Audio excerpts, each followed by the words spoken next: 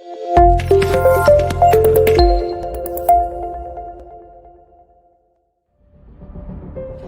everyone and welcome to TIP Annual Conference 2022, themed The Parenting Advantage. We're bringing you coaches from all over the world, from Nigeria, Australia, Germany, Canada, the USA and the United Kingdom, even India. Get ready, your mind will be blown, your parenting game will be lifted high. You want to be a part of this. My name is Joy Unspeakable and I am the official MC of the Intentional Parents Academy. See you. Hello everyone. I like it when I particularly hear that jingle and I come on live. Hello everyone. Hello Yadas. Hello parents. Hello would-be parents.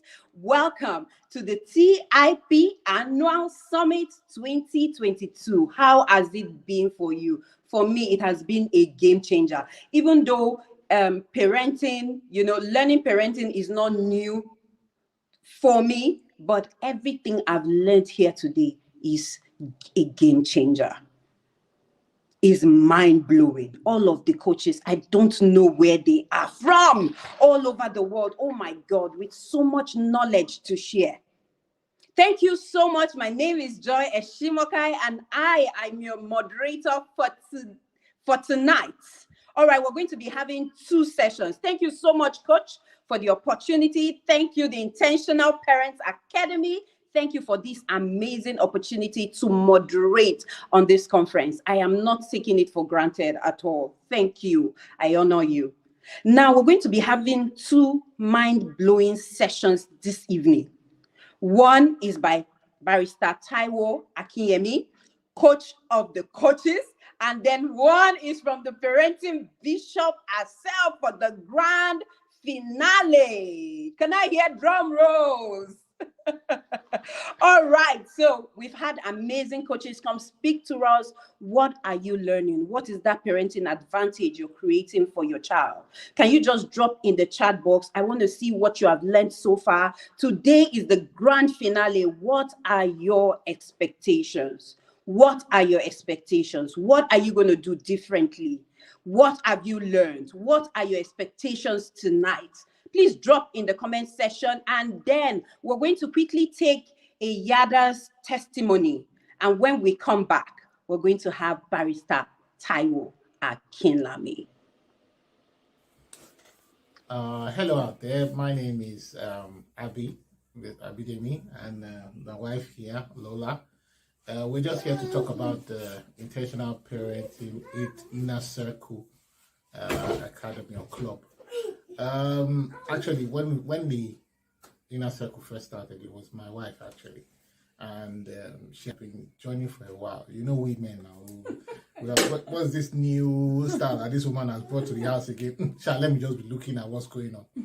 But through the days, through the months, when she has been, what she has been learning, bringing it to the forefront, and how she has been parenting with the kids. Most of the time, when our kids do some very things that will almost drive you nuts, and you want to, and the woman says, no, don't spank, do this, do that, and I was like, what kind of new style is this one?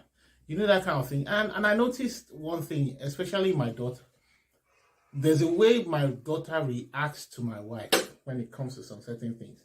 Like the way she calmly speaks to my wife calmly speaks to her, she responds very positively. And then that is where I noticed that you can get things done without spanking. You can get things done without beating. You can get things done without that kind of severe discipline that we were used to when we were young kids. And when I saw those changes, and I decided that I think there is a better way. I'm not a father that likes to beat in the first place anyway. But when I tend to see those changes, I decided that I think this is the best place to be, and this is the kind of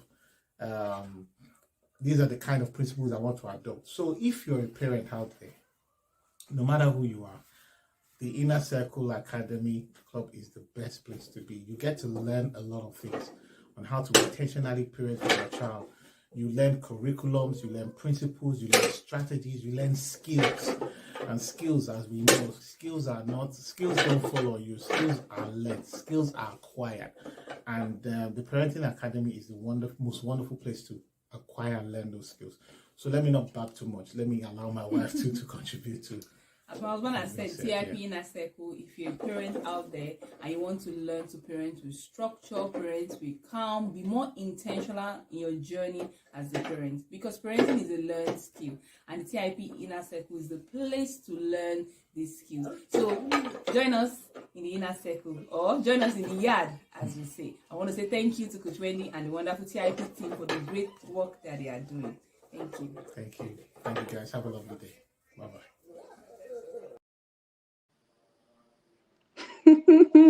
What are you waiting for? You know, one amazing thing about the Inner Circle program is that it doesn't just build you as a person. It doesn't just help you on your parenting journey. It helps you in your marital journey as well. Did you see the way that the wife was smiling, like she was all smiling? That's what the Inner Circle can do for you. It can even make your marriage better. You get to parent together as a team. And guess what? You get an intentional result. Now, are you ready? Are you ready? All right, so very shortly, we're going to be having Barrister Taiwo Akinlami. It's my pleasure and privilege to be moderating this session where I get to talk to the coach of my coach of my coach. Yeah. All right, don't forget, a coach without a cockroach, a coach without a coach is a cockroach. So let's take the bio of my coach's coach.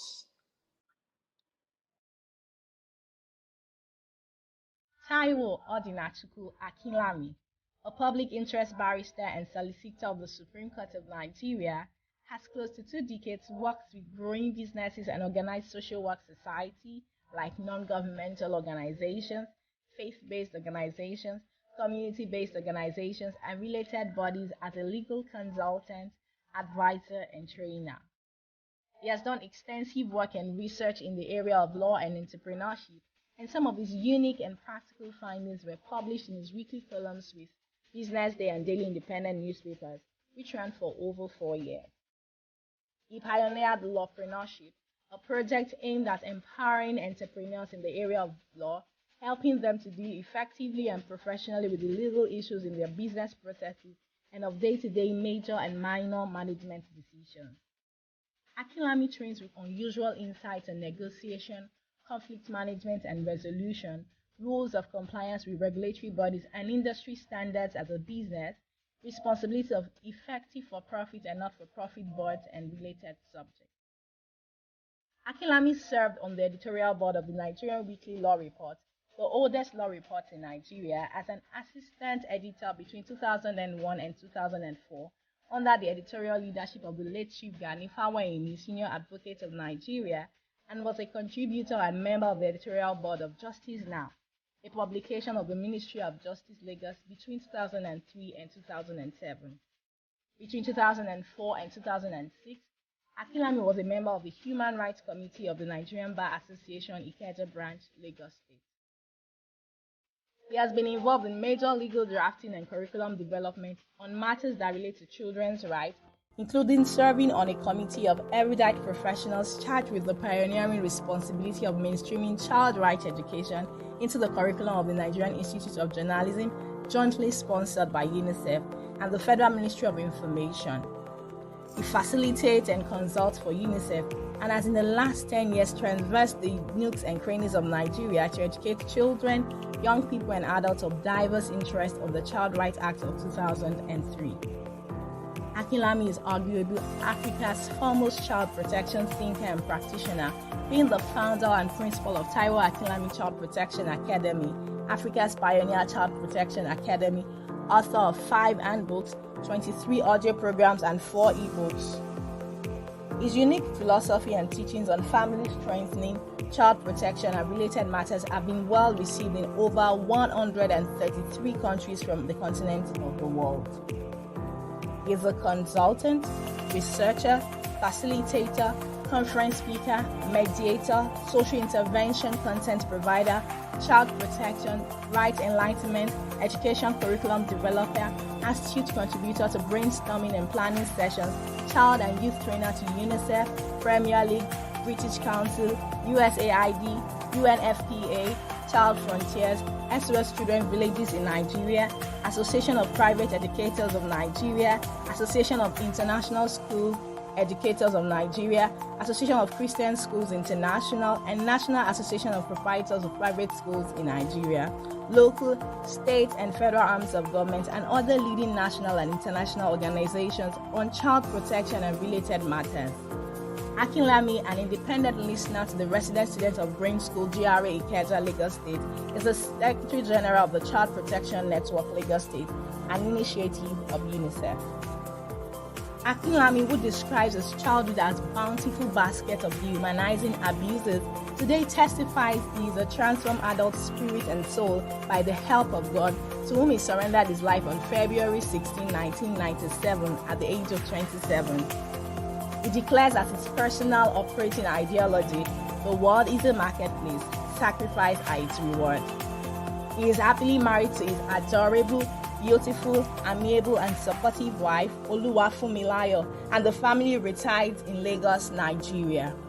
Ladies and gentlemen, please make welcome to the Intentional Parent Annual Conference 2022, Taiwo Akinlami.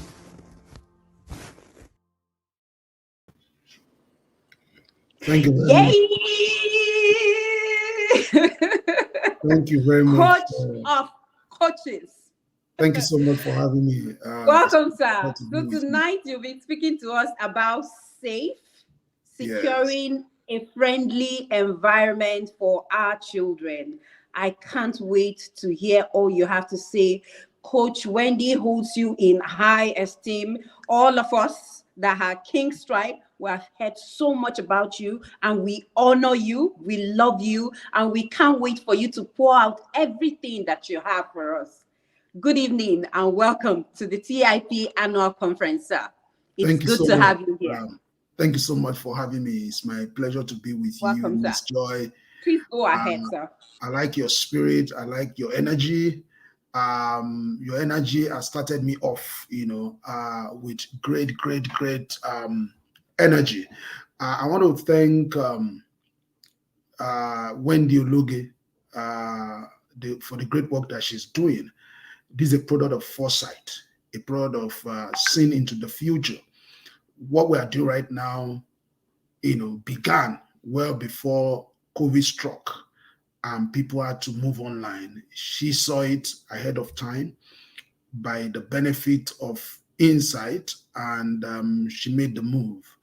And she's leading the path in that area, bringing contents that are critical for the advancement of our families, the advancement of the subject matter of parenting, the advancement of the lives of our precious children, the advancement of our nation and continent of Africa.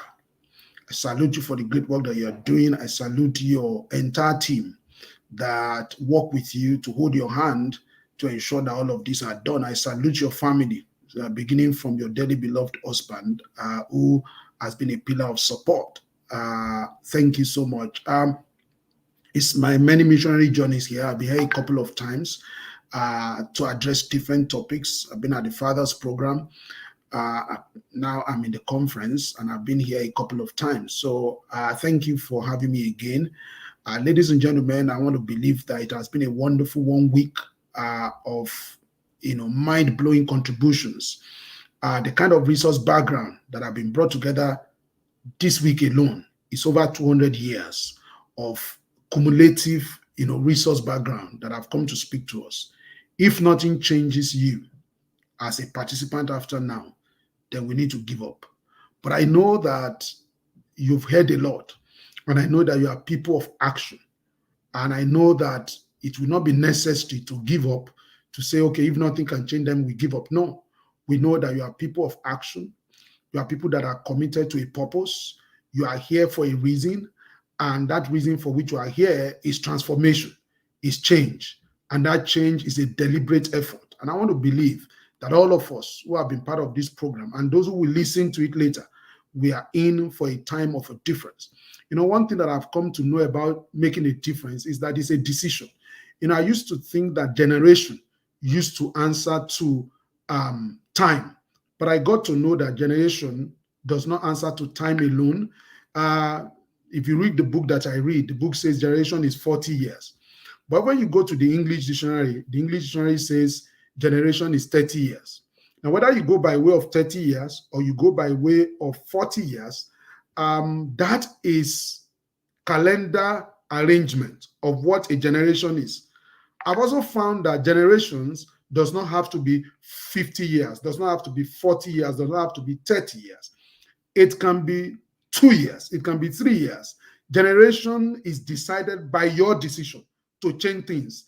A generation that is wayward, that does not know anything about parenting, a generation that yells at every reasonable time, a generation that yells at every slight provocation, a generation that believes that we need to beat children, a generation that do not listen to children, a generation that is obsolete. That generation does not need to wait for 40 years for it to be changed.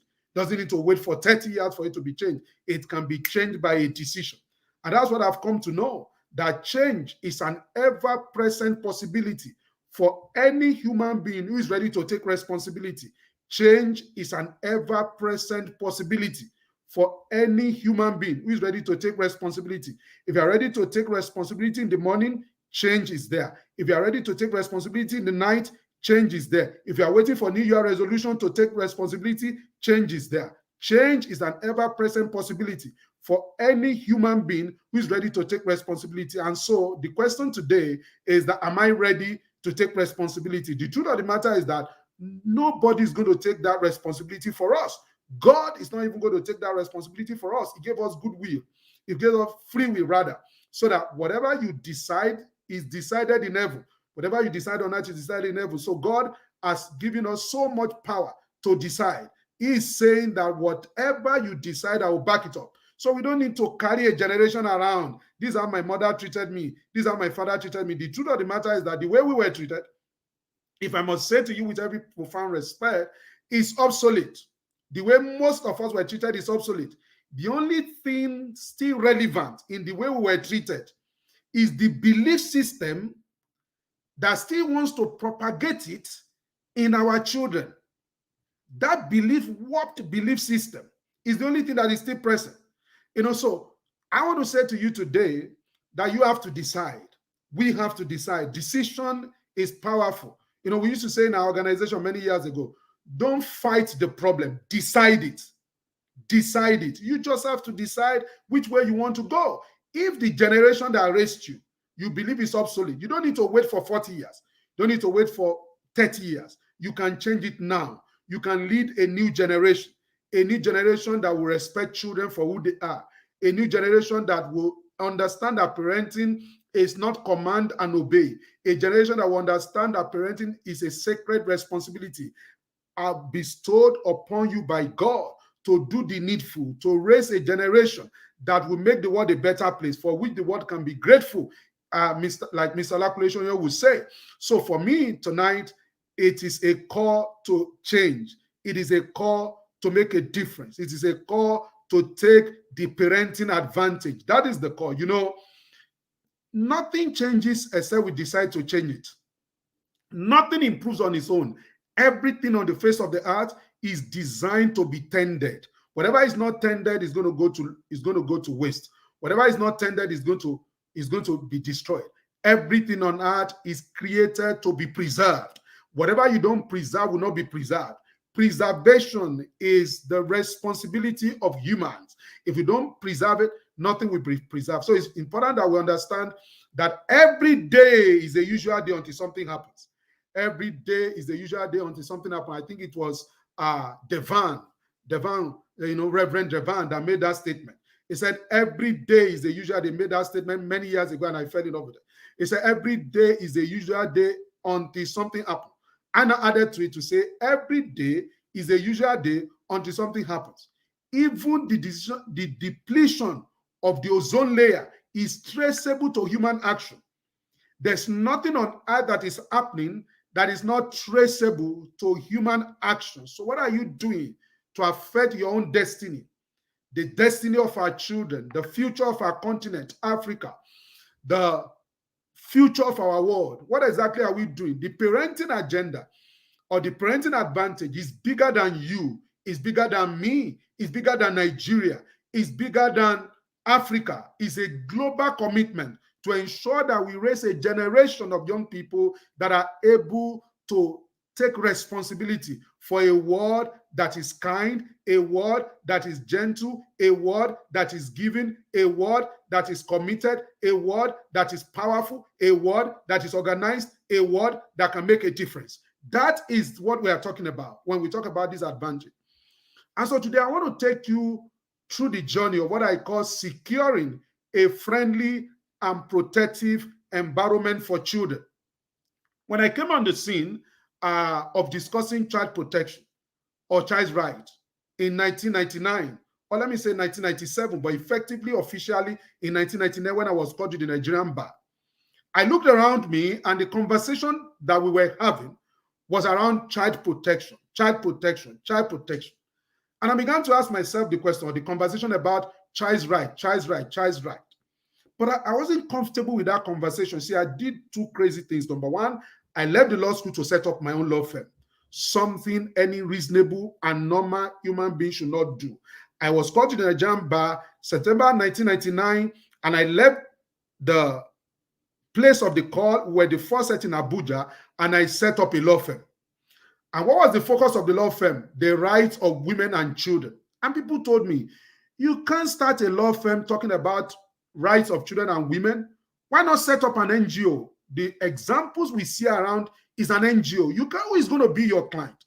So I didn't believe that I was supposed to set up an NGO. I believe I was supposed to set up a company, a business. So I set up that business known as Giga Partners. So we set up and we were caring for the rights of women and children. That's how we set up. And as I interacted with the subject matter of children and women, particularly children, I began to ask myself the question, child's right, what is child's rights?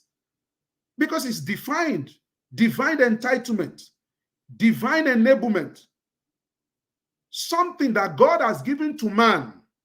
Man did not give another man right. Right is given by God to be respected by man. You don't give children their right, you respect their right, because those rights are inalienable. The right to freedom of movement, freedom of association, all those rights, they are given to man by God. When a child is born, that child does not ask for your permission to cry. That's freedom of expression. When a child is born, that child does not ask for your permission to crawl. That's freedom of movement. When the child is born, the child does not ask for your permission to want to be held by our mom, our dad, people around her. That's freedom of association. When the child is born, the child does not ask for your permission to be fed. The child wants to be fed. That's survival rights of the child. When the child is born, the child does not ask for your permission to speak, to begin to speak. That is, or to begin to develop the brain of the child. Everything is developing. The child does not ask for your permission to say, Mommy, can this part of my brain grow? That is developmental rights of the child. The child does not ask permission to be who God has created him or her to be, but we ask permission from culture, from everything around us, from belief system, to curtail the child from being everything God has created him or her to be. That's what we do. The child is free, good to go from in the womb.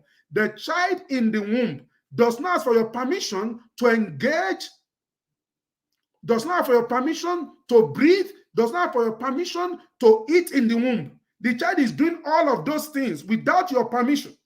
Nature has granted the child big latitude to be everything he or she has been created to be. Unfortunately, we as adults, what do? We take another permission from culture. We take permission from society. We take permission from societal practices to curtail everything the child has been created to be. A research has been done that every child born, 98% from age 0 to 5, they are geniuses. By the time they are 9 years old, they've lost 98% of that genius. Every child is born. So I began to understand that there's rights. Then I began to ask myself the question, what is the purpose of rights? What is the purpose of rights? I mean, because these were things that were not being discussed when I came on the scene. As a matter of fact, I created an industry. As a matter of fact, I created a body of work because they were not in existence. There was no, see, the truth of the matter is that when it comes to what I wanted to do at that time, everybody was running NGO. I didn't see a law firm talking about the rights of children and women. I didn't see a business that was interested in child protection.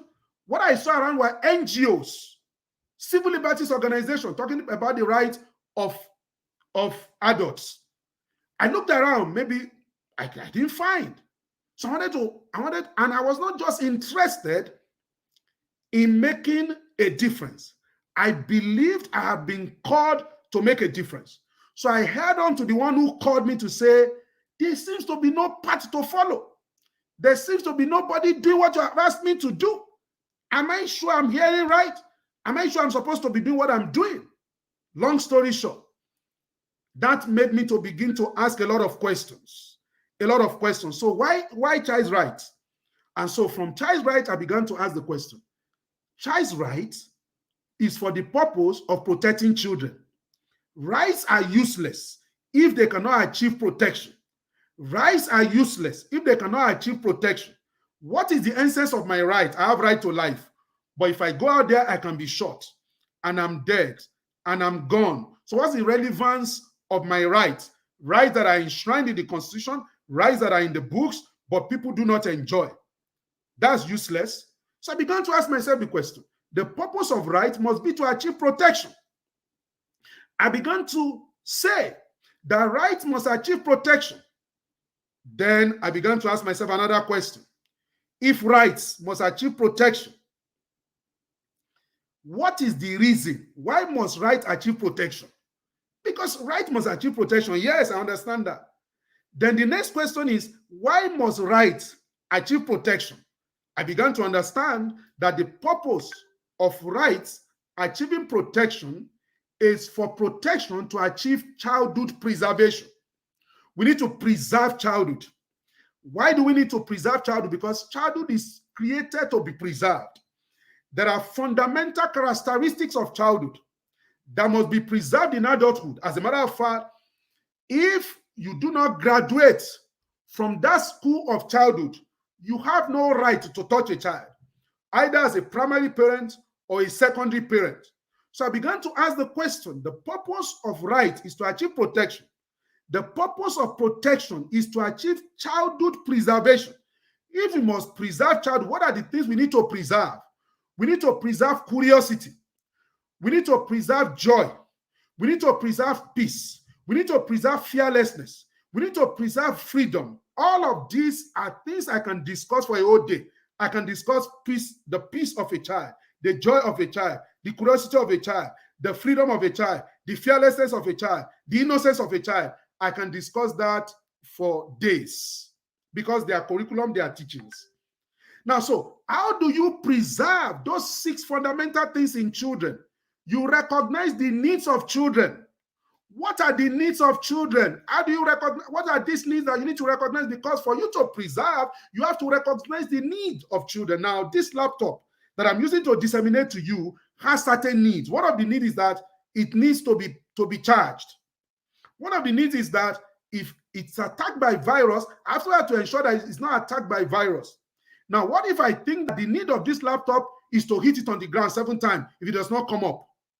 Then I'll be entitled to my opinion, but I will be ultra-various to the opinion of the one who created it. Because when I knock it on the floor 7 times, because I want it to come alive, it's just going to die. And the thing is going to break into pieces. Now, will I have satisfied my curiosity? Yes. Will I still have a laptop? No. Why? Because what I'm doing is not in conformity with the manual of the one who created the laptop. That is why it is important for me to study the manual, for me to understand how the laptop works. So when you're talking about the rights, when you're talking about preserving childhood, there are 6 things to preserve. How do you preserve it? You have to recognize the needs of children. So what are the needs of children? Number one, a child needs someone to believe. That is a role model. A child needs someone to believe. That's a role model. Number two, a child needs something to believe. Those are value systems. Value that must be inculcated in children. A woman called me, Mr. Akilami, can I send my 8-year-old to a boarding school? I said, you're asking me, you are not asking, I can't answer that question. I said, why? Because I don't know your daughter. I didn't raise her for you. You know her. What value system have you inculcated into her to make her survive a boarding school? Because when she goes to the boarding school, our friends in the boarding school are going to become a primary area of influence, a primary force of influence, because you are not going to be there. It's going to be with them in the dormitory. The teachers are not always with them. So if you know that you have trained her, you have inculcated enough into her, enough capacity in terms of moral system, instead of moral value, then you can send her to boarding school. But if you are not sure of what you have deposited, then you are sending her to the slaughters. By sending her to the boarding school, when she will be there and she will not be able to hold her own, because the reason why she's going to be able to hold her own is her capacity to represent what to represent in the family, to be an ambassador of the family. The reason why she's going to be able to hold her own is to know that there are certain things that are sacred, core values of the family. That is the only way she's going to be able to hold her own. If those value systems have not been inculcated into her, she's going to be a prey. Because when she goes in there, some people who have an agenda, they're going to influence her. By the time you are receiving your daughter back, you're going to be receiving a shadow if you have not raised her. A child needs something to believe. Those are value. Number three, a child needs somewhere to belong. First a family, then a community. A child needs somewhere to belong. First a family, then a community. A child needs somewhere to belong. If your child does not belong to your family, it does not belong anywhere. Because the first place where the child feels supported, the first place where the child feels protected, the first place where the child feels a sense of belonging is the family. Once you lose the child at the level of the family, the school cannot recover the child for you. The NGOs cannot recover the child for you. Faith-based organizations cannot find the child for you. So a child needs somewhere to belong. First a family, then a community. Because in that sense of belonging, it means that the child must be hearing one voice. What does that mean? It means that you take the child to people who agree with your value system. You take the child to people who agree with your value system. That is if you represent anything. Mind you, I'm talking to people who represent something. I'm talking to people who understand who they are and what they represent, what they want to do in this world. I am talking to explorers. People have come to explore this world and change it for the better. Those are the people I'm talking to. So a child needs to belong first to a home, then a community. Then in that community, what you are doing is that you are linking your child with people who agree with your value system, because the child must be hearing one voice. Who is a child? A child is anybody below 18. Anybody below 18 is a child. So that child must be hearing one voice of value, one voice of commitment, one voice of direction. When he gets home, the home is saying one thing. When he gets to school, the school is saying the same thing, though in another way, but it's still saying the same thing. That is why it is important you are careful where you send your children to. You say you want to send your children to a school. Do the people who run the school, do they agree with your value system? When you want to send your child to a faith-based organization, are they in agreement with your value system? It is very, very important. You don't just send your child anywhere, because what is going to happen is that you are saying one thing, the people you are sending your child to is saying something else, then your child becomes confused. That confusion is not expressed early in life, it's expressed later. A child needs somewhere to belong. First a family, then a community. Number four, a child needs something to become. A child needs something to become. Inside a child is what I call human ingenuity. That human ingenuity has two characteristics. The first characteristic of the human ingenuity is what we call A child is limitless in his capacity or capacity to create. When one door is closed, another one is opened. You have heard it many times. It's a setup. One door does not need to close for another one to open. Before you part-time are limitless, millions, thousands, trillions, uncountable opportunity of doors. A child is limitless in his capacity or capacity to create. Man was told man could not fly. Man tried many things. They tried all kinds of things. But until two brothers came, called the Wright brothers, they tinkered with the law of gravity, because the law of gravity is so daunting that the world respected so much and said man could not fly.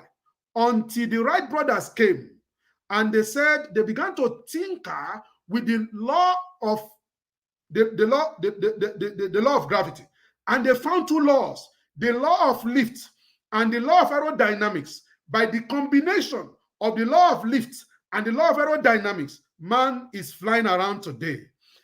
Every man's mountain, like Bishop Oyedepo would say, there's no mountain anywhere.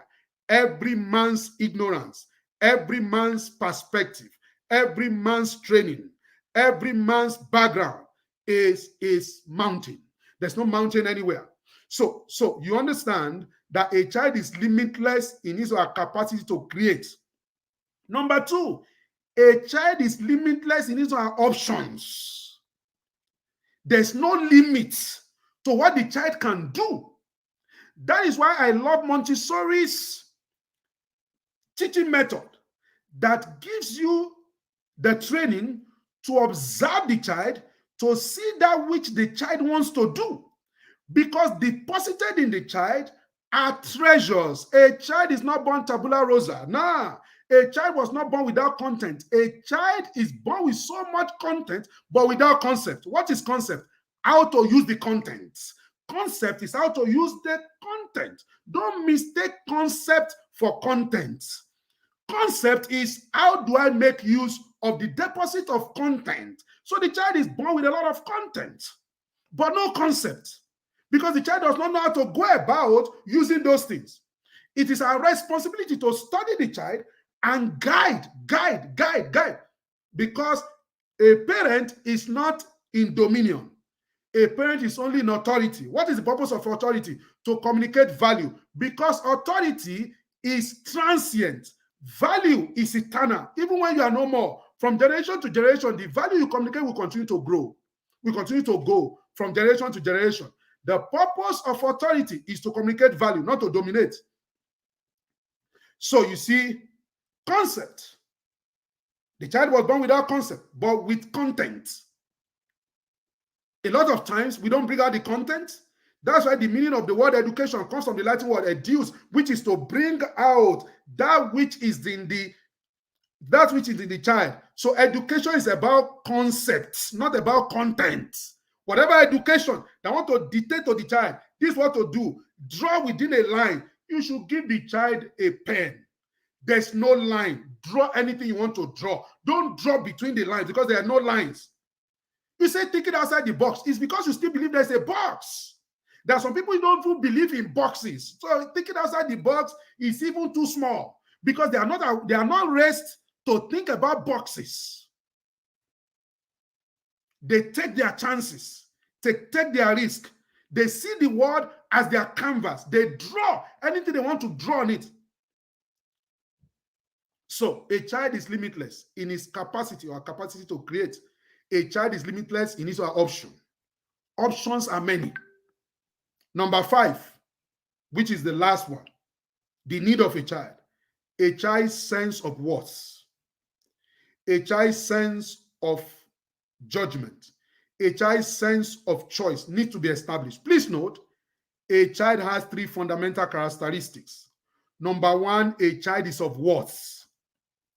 Let me tell you, ladies and gentlemen, the book that I read says, what shall it profit a man to gain the whole world and lose his soul? Which means, if you gain the whole world and lose your soul, you have lost everything. Look at the economy of Nigeria. Look at the economy of the world. Look at how big that economy is, running into trillions of dollars. The book is saying when you gain all of that economy and you lose your soul, then you are nothing. You've lost. Now, so the truth of the matter, therefore, is that a child is worth more than the economy of the world. A child is a person. You need to reiterate that to a child. Those three characteristics, you need to reiterate it yafu yafu. You need to continue to reiterate it. A child is a person. The fifth need of a child is for us to recognize that he's a person and affirm those things to the child. One, that is of worth. Jeff Bezos is the richest man. No, not Jeff Bezos now. Elon Musk is the richest man in the world now. All his money cannot buy one child in a legal market. All his money. That's how big children are.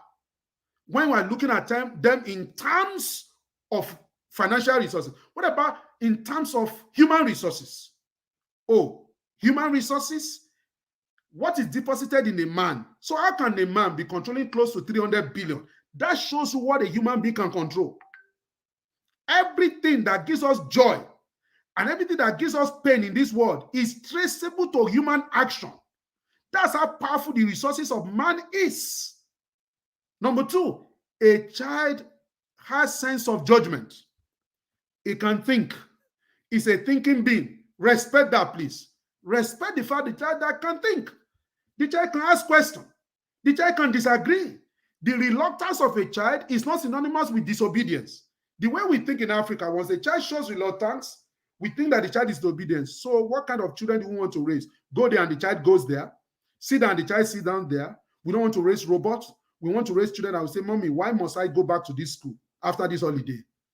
Why must I eat Indomie this afternoon? I don't want to eat Indomie. Why? And we want to say, excuse me, this is why we believe you should eat Indomie. Or we want to say, you are now asking me question. It's not your fault. There are your children like you don't have Indomie to eat. They have nobody to ask any question. But because you find Indomie now, you now have the temerity, the audacity to be asking me, you know what? I'm going inside the room now. When I come back, I have not finished this Indomie. You see what will happen to you. Don't eat it. Be asking me questions. Nonsense. As if the child should be a robot. As if what the child is asking is not correct. It's correct. Mommy, why must we eat Indomie? If you are too big to explain, then you are too big to be a parent. If you are too big to come to their level and interact with them and listen to them and learn from them, then we are too big to be parents. Then we don't want to be parents. Because those are the tenets. Critical. So, when you meet these 5 needs, ladies and gentlemen, you are going to preserve childhood. You are going to preserve curiosity. You are going to preserve freedom. You are going to preserve joy. You are going to preserve innocence. You are going to preserve fearlessness. You are going to preserve peace. Now, these are the things in adult life that they say is a complete man, is a complete woman. Note, you are not trying to raise best behaved people. You are trying to raise balanced people. So she's balanced. He's balanced. Because you are able to express your freedom. You are able to be peaceful as it is necessary. You are able to express innocence. You are able to express joy. You are able to be fearless. Now, time will fail me to discuss what is peace, what is joy, what is this is massive.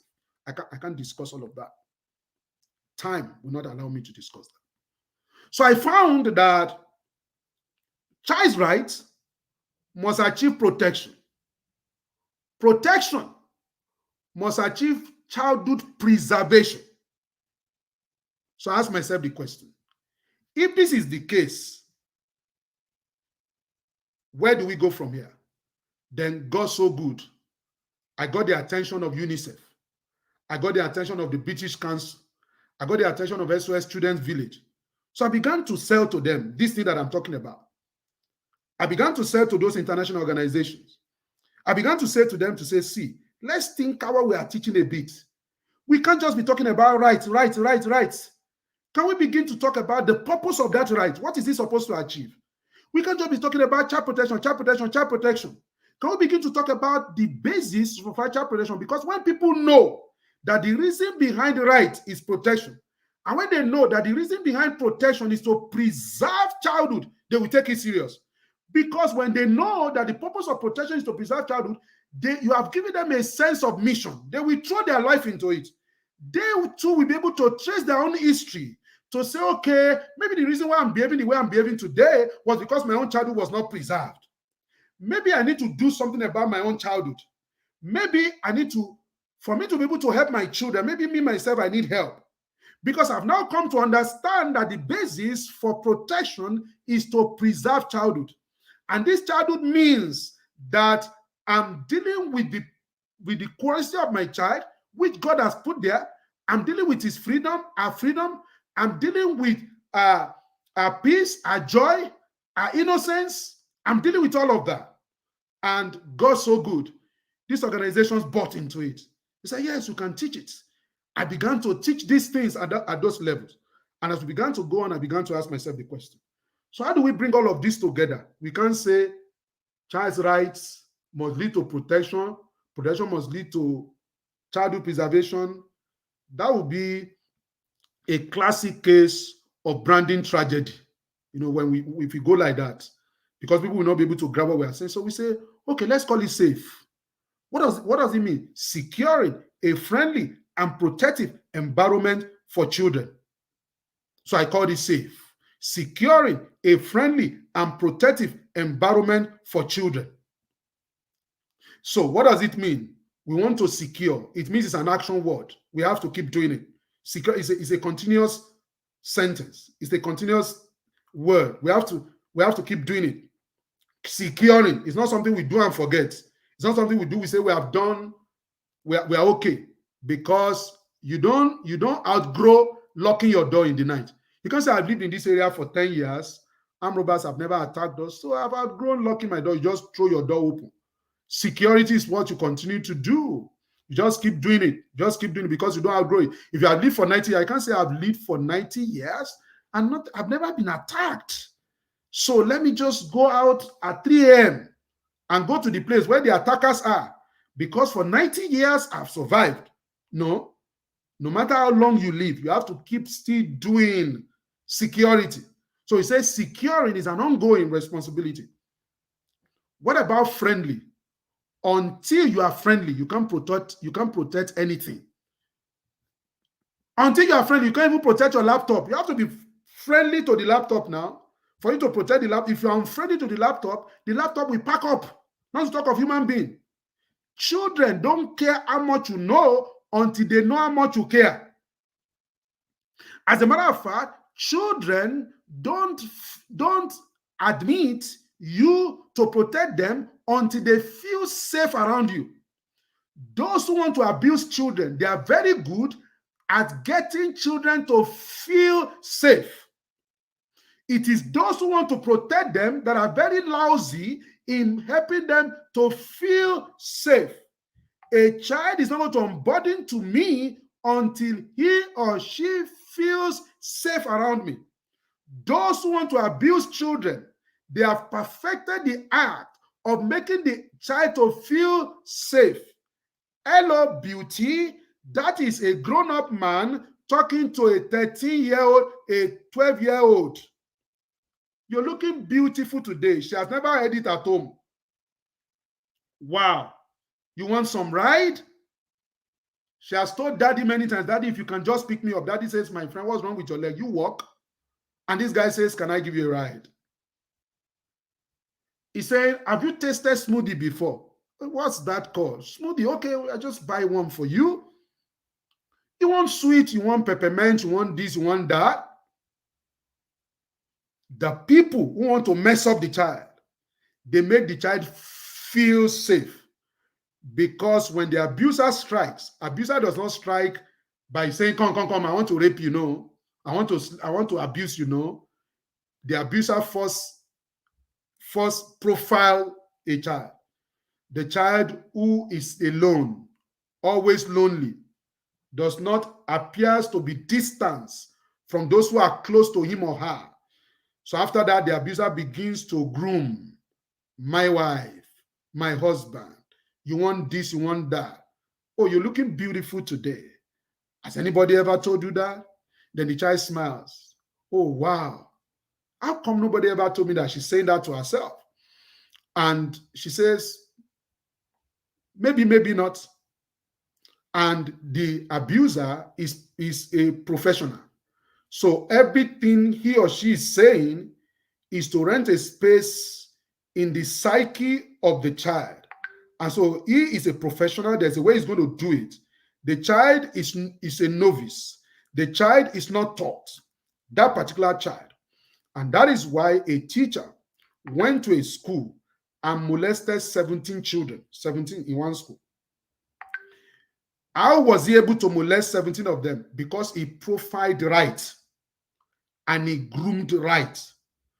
When he met the 18th girl, who is a 13-year-old girl, after profiling, his profiling was wrong. So he thought, you see, because once they get profiling wrong, they're going to get grooming wrong.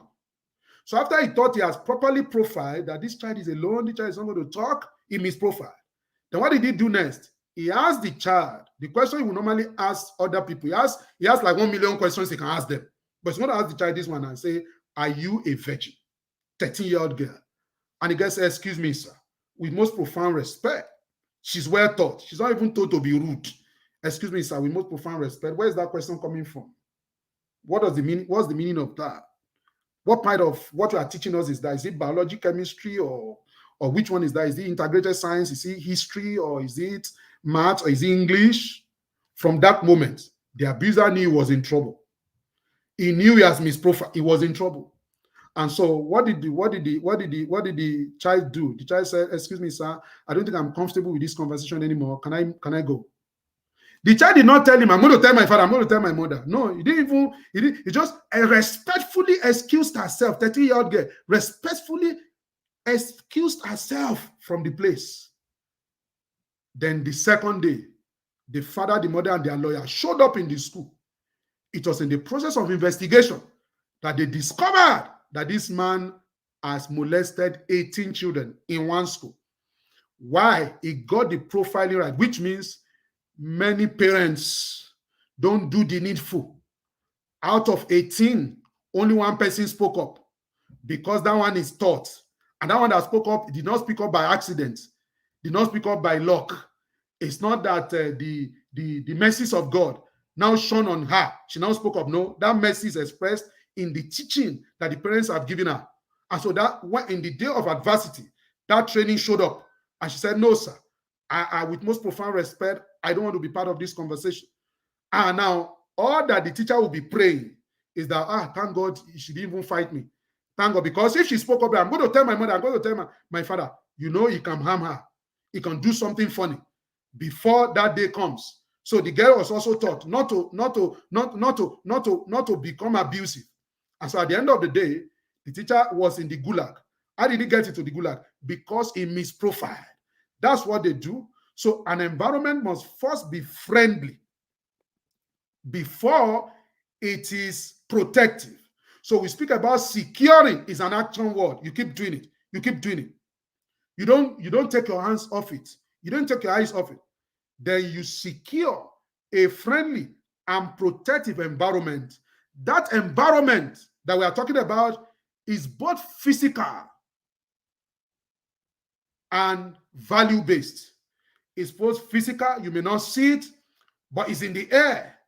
It's translated to a system. It's translated into a policy. It's translated into processes. So let me conclude by saying to you that if you're listening to me today, you have a duty of securing a friendly and protective environment for your children. We have a duty of securing a friendly and protective environment for our children. How do we do this duty? It's not by wishful thinking. As a matter of fact, if you are going to pray about it, it's for direction. It's not by just praying and say, I lay hands on them. So I tell people, I said, when you want to run a school, you buy school bus. You don't say we leave it in God's hands. You buy school uniform. You don't say we leave it in God's hands. You hire teachers. You do recruitment. You don't say we leave it in God's hands. When it comes to protecting children, say we leave it in God's hands. I said you believe in God that much. School is going to resume now. Don't buy bus. School is going to, don't repair your school. Don't do anything. School uniform, leave it. Just tell the children. When parents are calling you, what about Mope? Mope is going to another class. She needs another user. Say it's in the God's hand. What about refurbishing the school? You say, no, everything is God. I serve a living God. I serve a this now you will know you people, you know I serve a living God. No, you don't do that. Everything that matters to you, you invest in it. But when it comes to children, protecting them, says in God's hands. You see, the meaning of that is not that you believe in God that's going to protect the children. It's because you believe it's not important. Yes. And so how do we protect, how do we secure a friendly and protective environment to children? Is through policy. Policy, if you are a school, it's not by wishful thinking. What is it's through policy. Now, why do we arrive at policy? It's first a system. What is system? System is coordinated approach to protecting children. Coordinated. It's not a haphazard. That is a system. Coordinated approach. A system has three major characteristics. Number one, what is the goal or set of goals for protecting children? Please forget. Now, Josh McDowell has warned that the question today is not if our children see pornography. It's not if. The question today is not what do I do if my children see pornography. He said the question is what should I do when my children see pornography? How do I prepare my children when? Because pornography now, when I was growing up, it was hardcore pornography. Now there's now softcore pornography. What is pornography? Anything that arouses your sexual sensibility onto lust. That is pornography. It can be a song, it can be a picture, it can be a writing. The guy who became one of the most notorious serial killers the world has ever known, Mr. Ted Bundy, did not see motion picture. What he stumbled on was magazines that contained pornography, and that damaged him. And he developed an insatiable sexual urge that made him to kill women. He confessed to kill 36. So system is what is your goal? See, for you to have a goal, you have to know what is going on.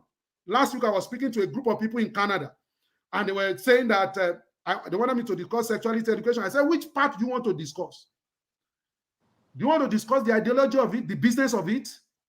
Because there's the ideology of it, there's the business of it, there is the spirituality of it. So it's either-headed. Today is either-headed. Because you don't come to a group now and say, I'm he or she. They will ask you to name yourself, he, she, or her. You need to say something. If you don't do it, they will do it for you. They will organize it for you, particularly if you are dealing with the West. So if you go to Facebook now, there are 3 sexes, male, female, custom. Under custom, there is 30, 90, 70 something sexes. Where do you go from there? So which one do you want to talk about? So now, what is your goal, set of goals? You want to protect children in the 21st century. Number 2, who is responsible for what? Everybody's job. Oh, child protection is everybody's job. At the level of raising alarm, at the level of reporting it, it's everybody's job. But when it comes to action, it's some people's job. Those people must be trained. It's not everybody's job when it comes to action. Hey, if anybody faints, it's anybody's job to raise an alarm. Hey, Mr. Clear, me has fainted, it's everybody's job. But when it comes to treating me, it can't be everybody's job. If you make treating me everybody's job, I'll be dead, gone 6 feet under. So when it comes to child protection, see something, say something. Anybody can see something and say something, but it's not everybody that can do something, because it's not everybody who knows how to do something. So number 2, goal or set of goals. Number 2, who is responsible for what? In the family, who is responsible for what? Number 3, if you know your goals and your set of goals and you identify who's responsible, then you create balance in the system. Your car does not move with 3 tires. If you move with 3 tires, it would have been designed a tricycle. Your car does not move with 2 tires. If it was supposed to move with 2 tires, they won't call it a car, they will call it bicycle. Is that not so? So if you are driving a car, there are 4 tires. If there's no goal or set of goals, and there's no who is responsible for what, then there can be balance. Then when you have a system, the system cannot be seen. Your system must now take the form of a policy. What is a policy? A policy is a statement of will predicated on the dominant value system of those who created it to govern their affairs. I take that again. A policy is a statement of will predicated on the dominant value system of those who created it to govern their affairs, which means a policy is what we will do. It's not what we shall do or what we may do or we are not sure. A policy is a statement of will. How does it become a statement of will? Because those who made it, they made it from their own value system. They value children, they respect them, they want to protect them. So when this happens, this is what we are going to do. It is a statement of will. Then from policy, we move to processes. What is processes? Processes is the to-do. Is the to-do. What shall we do concerning this? What shall we do concerning this? What shall we do concerning this? What shall we do concerning? Those are processes.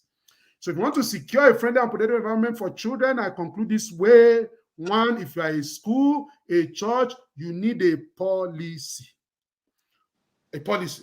You need a system codified into a policy, broken down into processes on which everybody is trained. Now, you know that training side? That training side is the linchpin. Why is it the linchpin? Because training is what is going to communicate the value of the system. It's going to communicate the value of the policy, the value of the processes, the spirit that is driving it. You can securing a friendly and protective environment cannot become a culture until it is taught. How shall they hear if there's no teacher? It has to be taught. People go online, they download something, just put it there. Say, we have downloaded something, we are using it. I say, it's not going to work for you. It's not going to work for you. Why is it not going to work for you? Because you don't even understand the spirit behind it. So if you are running a family, you may not have a system. You know, if you are running a family, you have a system. If you are running an institution, public institution, you have a system codified into a policy. But if you are running a family, you have a system codified into a family constitution. You have a system codified into a family constitution. Who is a friend of the family? Who can we accommodate? How do people visit us? Who can visit us? Never trust an old friend. All of these things are there. What kind of school can we tell our children to? How often do we talk to our children? All of this will be contained in your family constitution. What are you trying to do? You are securing a friendly and protective environment for your children. If you are a school, a church, you have a system, your system is codified into a policy. If you are a home, family, closely knitted, you have a system, your system is codified into a family constitution. So you're asking me, how do I develop a policy? How do I develop a family constitution? After COVID, we created a product, 124 pages of securing a friendly and protective environment for children online. 124 pages of guide is on Amazon. In that book, we gave you a sample of a family constitution. In that book, we gave you a sample of a child protection policy, something that can guide you. We put it there. Now, what about training? In the book, we did an extensive conversation as to how to arrive at this policy, how to arrive at this constitution. It's 124 pages of rigorous work of putting all of those thoughts together. Everything that has ever worked to us. Partnership, what about partnership between the school and the parents? We put it there. How do you strike that partnership? Everything is there. So if you want that book, it's on Amazon. It's called S.A.F.E manual. It's a manual. The S.A.F.E manual. You can get it there, and it can begin to guide you into doing some of the things that I've spoken about. And if you have further questions, there are contacts on the book that you can ask questions. Thank you very much. Thank you so much, Barry. Wow, I'm not disappointed at all. I see why you're my coach's coach, man. You brought all the fire, sir. I see everything she teaches us in the inner circle. I just heard everything from you, sir. It's easy to see why you are a coach. It's easy. The fire is alike. Thank you so much, sir. And You know, I see the comment section is buzzing. From the first day I met Mrs. As a matter of fact, coach, from the first day I met Mrs. Wendy Ologe, and I just, you don't need too many conversations to meet like spirits. You don't need, you don't. So we've been talking, and I went to Abuja. I visited our office, and 5 minutes into our conversation, I said, "Our head is there." Really, what there? So this is a right head sitting on a powerful shoulder. And so I'm not surprised as to what she's doing and what she has done and what she will still do. Thank you so much, Barrister Taiwo Akinlami. And I was just telling Barrister just before we came on this session, and I said to him, and I was telling Joy, and I said to Joy, I said, when God sees you and just says you need someone who has run faster than you to actually be able to lead you. That was what God did for me. And, just a few months into getting into the parenting system, when Pastor Taiwo Akinlami was saying, when we came into this place, there was nobody who created an industry. That's the truth. Sometimes he would tell me, I need you to use the 10 years that I just did just everything, collapse it into months and bring results. And, when I hear things like that, I'm like, yes, this is it. And, when people say experience is the best teacher, I laugh. Coaching, there's nothing like it. You will be able to translate people's results in real terms. All of the things that he has done in 10 years, with leg, he will say, this is how I used to suffer to do this. You need to take this route.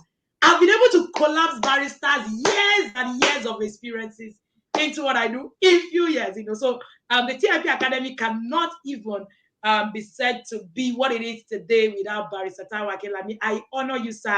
I thank you. And when you meet someone, to mentor you, the person flies all the way from Lagos to Abuja to come and meet you. Of course, it can only be God that can do that kind of arrangement. Now, where do you see it?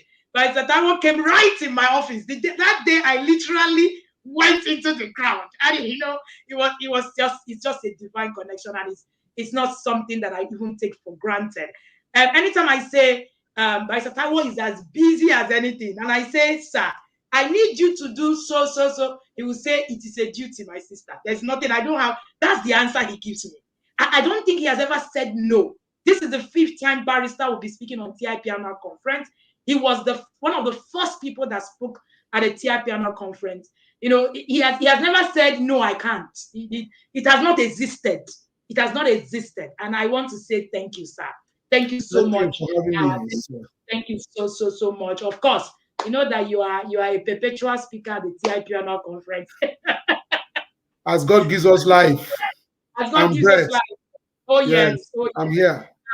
Thank you so much. I really appreciate you. Barrister is streaming live all the way from the US. And, it's just been awesome having this conference. And also, so Barrister is the last speaker that is speaking before me. The first speaker was the able PK. PK is also a mentor to Barrister. You can see how how we treat. So when you listen to PK, all right, you listen to Barrister, you listen to me. You can, like they say, an apple can never fall far from the tree. It's not possible. Yeah. It's not possible. Thank you so much, sir. I appreciate you. Over to you, Joy. All right. Thank you so much, sir. I think Coach has said it all. There's no need to beat it too much. A lion only gives birth to a lion, like Coach Ebuka will say. So I hear as you were speaking, I was just like, Jesus, this is my coach. This is my coach. Thank you so much, sir. Thank you so much. We appreciate you. We have some questions in the comment section, and someone is asking if we have a hard copy of the manual. Okay, it's not in hard copy, it's in e-copy. Okay. It's in e-copy, yes. E-copy only, so you can get that on Amazon. Yes. All right. So do we have more questions before we let the barrister go? And if you want to get the resources, Taiwo Akinlami has an amazing blog. One of the things that I stumbled on, when I met Barrister was the blog. He's a prolific writer. You look at someone who writes, when you read his articles, it's like him talking. That's the truth. It's like when Barrister is talking, all right? So you want to get into on his blog, Taiwo Akinlami /blog, right? www.taiwoakinlami.blog. Yes, www.taiwoakinlami.blog.com. blog.com. You will get all of the details right there. You can follow him. You know, in the recent times, now Akelami have been called the 50 plus dad. He became a father in his 50s, and you know, something that you know, we are very grateful to God for. Thank you so much, sir, Thank you so again much. and again. And I would like you to share your words, and please make sure if you have a school that is, you know, talking about safe policy, please, not something you just do by mouth. Oh, downloaded something. Oh, we are going to, please bring in professionals to work these things out for you. That's the only way to protect, you know, the children. The child is never wrong. I first heard it from my coach. He says the child is never wrong. It is the adult that you have put, you know, in the care of the child that is wrong. So also it's the child that did it, it's the child that did it and all of that. Nah, it's not the child. You can never, you know, blame the child. It is the adult that is protecting the child that must be blamed at all times. And the systems as well. What systems are you putting together for your school, for your child? Run to Amazon, get that, you know, that book and go through it. You know, Barrister also have a comic for children. He does a lot for children. It's also on All right. Amazon. The Yes, comic it's is also on an Amazon. Amazon. Yes, it's a comic. Just put down Akelami, you're going to see his resources. I have some copies of the comic, of course, it's not for you. And it's something, you know, for children, you know, awesome work that he has done in the safe place for children. You want to get in contact with Barrister, you see him on Instagram at Taiwo Akinlami Returns. Of course, it was returns that we added, Abby. And because they took my account, so Yes. Instagram put down my account. Yes, I know. Yeah, so I just All right. Yes. All right. So somebody is saying, how can a single mother provide safe for the children? okay. Well, it is important to note that a tree does not make a forest, and it is important also that we begin to redefine what we call single motherhood. There are the old concept of single parenting has changed because there are people who are married, but they are the only one raising their children. You know, the other person is detached. You know, you see it in PTA every day. You see it in when you attend PTA, you will see that single parenting has changed. You know, the man, I was on radio the other time, I was saying both parents should be involved. One man called me and said, "Where are you from?" Both parents should be involved. I go out there, I go to bring money. My wife will take care of the children. I say, okay, don't worry. When they are old and they only call mommy and they only want to see mommy and they don't want to see you, you will learn. It's just that you'll be learning at old age. It's unfortunate. When they call and say, I want to speak with mommy, you are the one who picked it. Say, Daddy, please, can I speak with mommy? Say, you'll be thinking to yourself, what about me? Say, give it to mommy first. At that time, you can't cane them. You can't shout at them. They are grown. There's nothing you can do. Mommy is our mommy. I want to talk to mommy. They will spend 1 hour with mommy. It's their mommy that will be begging them. Please now, don't let your father fight you. Just talk to him. Just, hello, Dad. What's going on? I'm going to send you a drug for arthritis. I will send it. So I will do everything. Okay, Dad. So you are wondering why is he doing that to me? Because you've told them that what is important is money. So he will send the arthritis medication. Daddy, I'm sending that of 1 year, you know, for you so that you can be nursing it. So the truth of the matter is that single parenting has changed. So even for those who are married, that's why I love what the inner circle is doing, bringing couples together to run this race. I've listened to testimonies of wives who have converted their husband to come into the inner circle. Something families should do together.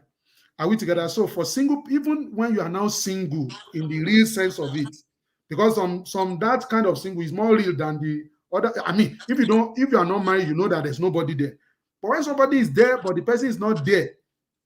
So what I advise you to do is that it takes a village to raise a child. It's still true. It's still true. There are 4 institutions responsible for raising children. The first is the family. The second is the community. The third is the state. The fourth is the international community. So we need to reach into the community. You know, in developed climate, they always have this thing they call support group for single mothers, support group for single fathers, support group for this. It's not something that is very popular in our climate. You need to look for like minds. There are women or men who are raising their children alone, they reach out to other people. If you belong to a local assembly, maybe you are a person of faith, you can ask questions there. What you need to do is don't ever, please, Mr. Lacolisha said that someone said when the going gets tough, the tough must keep going. He said, but no, it has changed. When the going gets tough, the tough must now seek collaboration. That is how to define tough now. It's not by I'm there. If you are there, be there dead. So in these days, you need to reach out to help. I mean, what you can't be too. You say, okay, if they know what I'm going through, do you know what they are going through? When you tell them what you are going through, that when they tell you what they are going through, now say, since when have you been going through this? Say 6 years I've been going through this. Say, man started last year, and I've been dying. I would have spoken to you. So just find trusted people. Mr. Laconisha says it is in somebody's hand you are going to die. Or what you're calling your. So you have to find people you can confide in, people you can go to. You have to find your go-to people. They won't make jest of you. They won't look down on you. You're going to them will not reduce you. The first thing that is going to come out of their mind is not what are you going to do now, is what are we going to do now? What are we going to do? What are we going to do now? And they own it. They own it. Immediately they begin to own it. They begin to run with it as if it's their own. Because it's their own. Because you have become their own. That is why it is important that we dig our well before we are tested. Reach out to relationships. Come to people. Reach out. Build relationships deliberately. Ibrahim Badamasi Babangida was said to be an officer. It's not that I love his politics or anything, but he's said to be a relationship people's person. He knew the value of everybody, including junior and senior.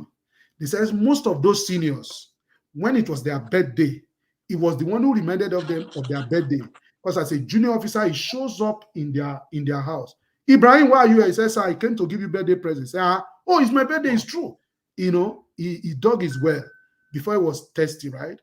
A journalist reported he met Ibrahim Babangida only once.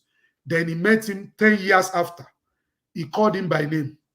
He said, hello. He called him by name. He said, this man that I met, I told my name many years ago, saw me again, and the man has retired. It's not that he was still reporting the newspaper that I was reading.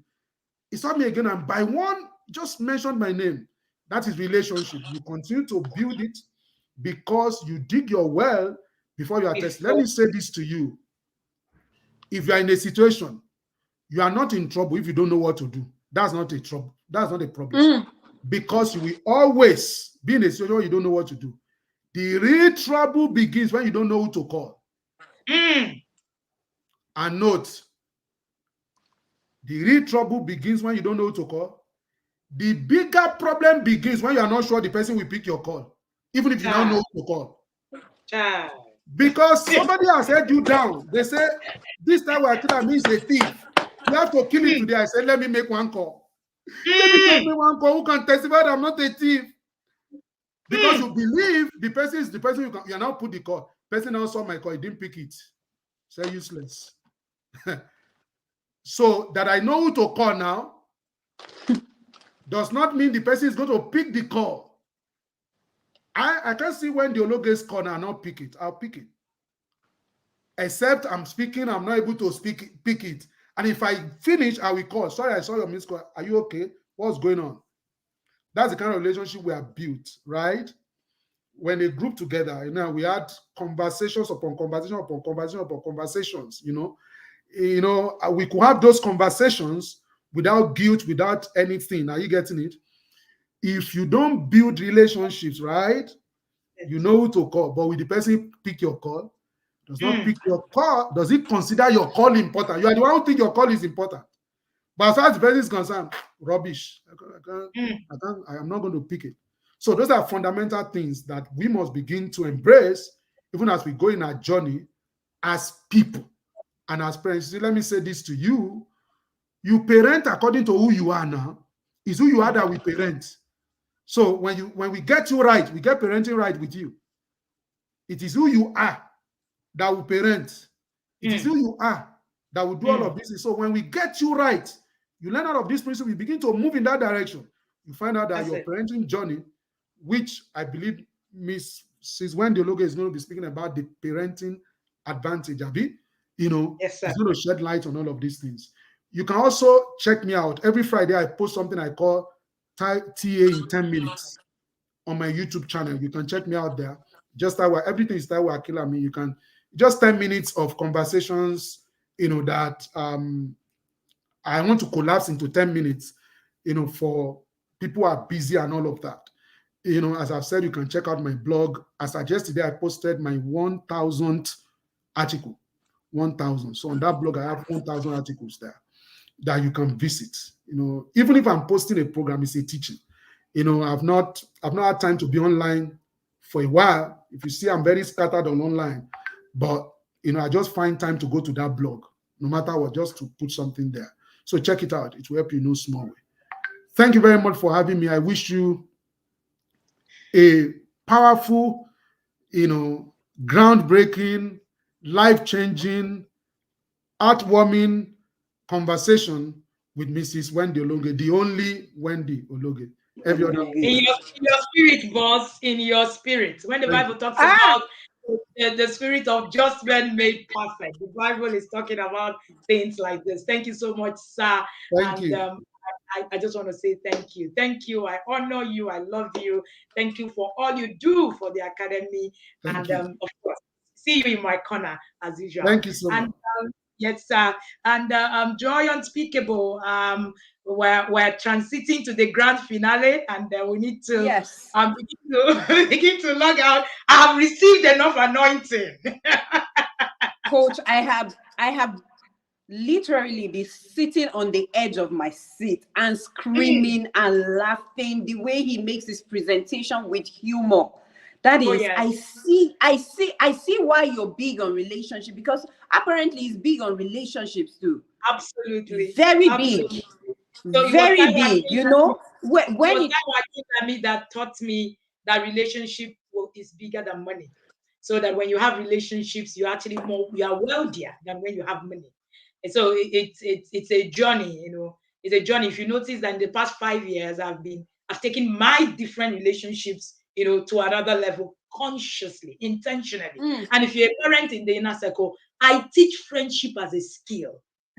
As a skill, I teach yeah, relationship as a skill. I don't as a have friends. skill, It's not an advantage for you, it's not right? acceptable anymore. It's Yeah. actually a disadvantage because, coach, like you say, It there's is. a point at that fourth floor that your child will no longer, your voice is no longer that voice that your child Oh wants to yeah. hear or listen to. Oh So yeah. who do you have in your corner then? Oh yes. Oh Who will yes. speak to Oh, your child? Who would your child listen to? Something that's that it. got me hard on what Coach Akinlami said is that when you when you get to that point, excuse me, when the going gets tough, the tough seeks collaboration.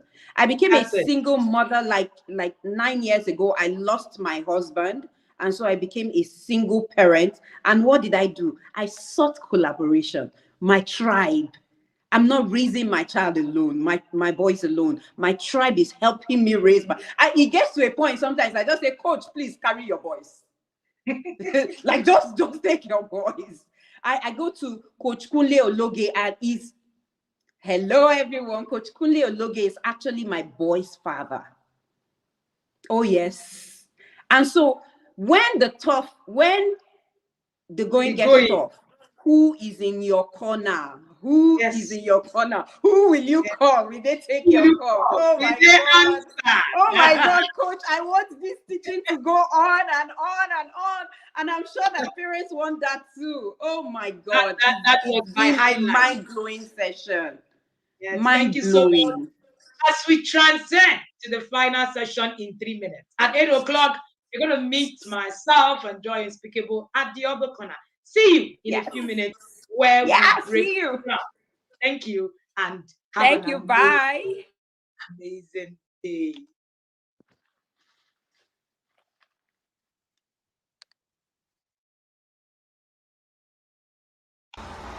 Hello everyone, my name is Chris Iswekin and I'm Happiness Iswekin, and we are Lebon Yadas from Benin City.